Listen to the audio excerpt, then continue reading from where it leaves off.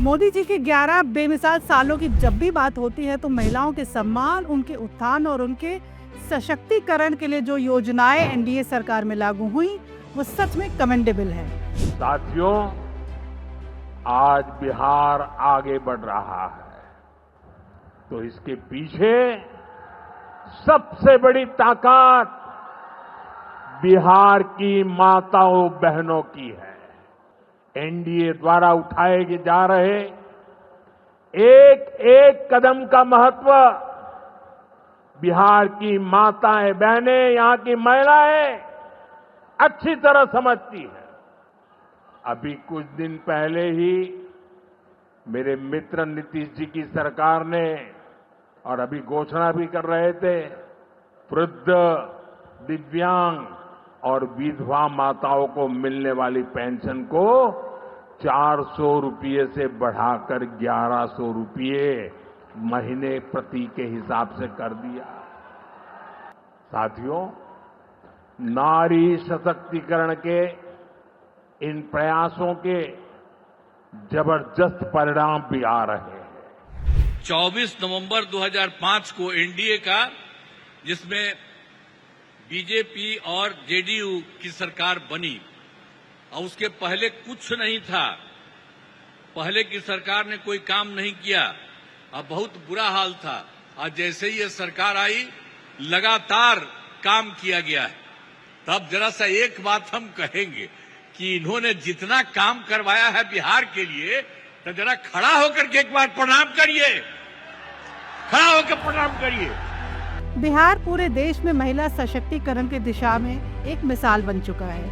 आइए जानते हैं कि आखिर डबल इंजन की एनडीए सरकार ने बिहार में ऐसे कौन से ऐतिहासिक निर्णय लिए जिसने महिलाओं को आत्मनिर्भर बनाया और सम्मान से जीने का हौसला भी दिया। राज्य पंचायत राज एक्ट 2006 के तहत महिलाओं के लिए 50% आरक्षण देकर बिहार देश में महिला सशक्तिकरण का एक मॉडल बन गया। निश्चय ही इस आरक्षण से बिहार में महिलाओं की स्थिति में सुधार हुआ, चाहे आर्थिक, सामाजिक, राजनीतिक, सांस्कृतिक क्षेत्र हो या फिर बौद्धिक।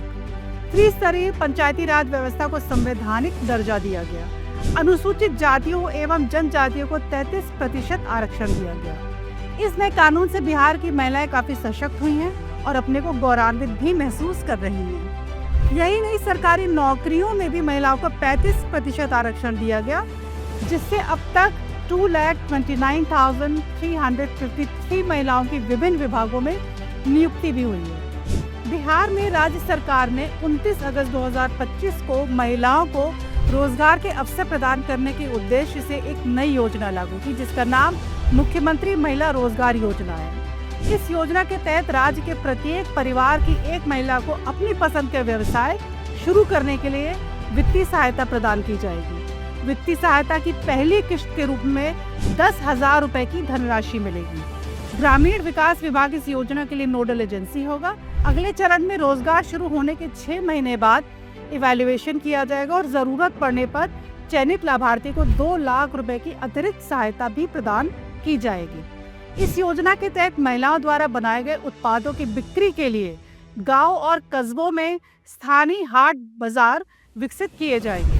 इस स्कीम से न केवल महिलाओं की स्थिति सुदृढ़ होगी, बल्कि उन्हें राज्य में ही बेहतर रोजगार के अवसर भी मिलेंगे। इस योजना से रोजगार की तलाश में राज्य से होने वाले पलायन पर भी अंकुश लगाने में मदद मिलेगी। राज्य सरकार ने महिलाओं को शिक्षित करके उनमें जागृति लाने और योग्य बनाने के उद्देश्य से साइकिल योजना की एक शुरुआत की है।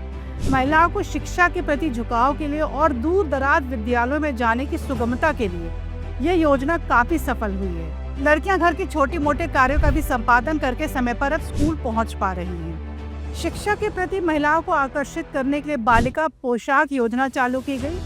एनडीए की नीतीश सरकार ने मुख्यमंत्री पोशाक योजना की शुरुआत की, जिसका उद्देश्य था गरीब परिवारों को आर्थिक रूप से मदद करना।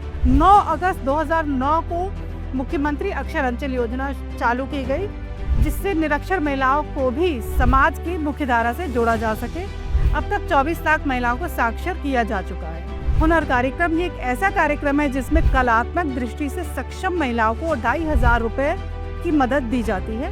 इस कार्यक्रम का विस्तार करते हुए 50,000 बालिकाओं को लाभ देने का कार्य किया गया, जिससे 25,000 मुस्लिम महिलाएं और 25,000 बालिकाएं अनुसूचित जाति, जनजाति एवं पिछड़े वर्ग की थी। पटना विश्वविद्यालय में राज्य का प्रथम अल्पसंख्यक छात्राओं के लिए छात्रावास का निर्माण हुआ। गया, जी, आरा, सारण, पूर्वी चंपारण से भी अल्पसंख्यक छात्राओं के लिए छात्रावास बनाए गए, जिससे अल्पसंख्यक महिलाओं का भी एम्पावरमेंट हुआ। पिछड़ा, अति पिछड़ा महिला छात्रावास भी बने। महिलाओं को सशक्त करने के उद्देश्य से ये छात्रावास बनाए गए। राज्य में सरकार द्वारा आंगनबाड़ी केंद्रों के माध्यम से महिलाओं का एम्पावरमेंट किया जा रहा है। विमेन एम्पावरमेंट के लिए स्कॉलरशिप योजना चालू की गई है। जो बच्चे 10th में प्रथम श्रेणी में पास हुए हैं उनको 10,000 रुपए की छात्रवृत्ति का प्रावधान किया गया है। राज्य सरकार ने महिलाओं को उच्च शिक्षा में अग्रसर रहने के लिए पोस्ट ग्रेजुएट तक की कक्षाओं में मुफ्त शिक्षा देने की व्यवस्था की है, ताकि गरीब से गरीब छात्राएं भी हायर एजुकेशन ले सके। एनडीए सरकार ने महिला सशक्तिकरण के लिए एक और कदम उठाया है, जिसमें राज्य में पुलिस सेवा के अंतर्गत महिलाओं को शामिल करके एक शानदार काम किया है। वह राज्य में कौशल विकास कार्यक्रम के अंतर्गत महिलाओं को तकनीकी क्षेत्र में कार्य करने के लिए अलग से महिला ITI कॉलेज खोले गए। ANM और नर्स ग्रेड A की भी नियुक्ति हुई। अलग से महिला पॉलिटेक्निक खोले गए। मोदी सरकार के 11 सालों में महिलाओं के अपलिफ्टमेंट के लिए ऐसे अनगिनत रिमार्केबल काम हुए हैं, जिससे वो आज अपने परिवार की आर्थिक स्थिति को सुदृढ़ करने में पुरुषों के साथ कंधे से कंधा मिलाकर चल रही है।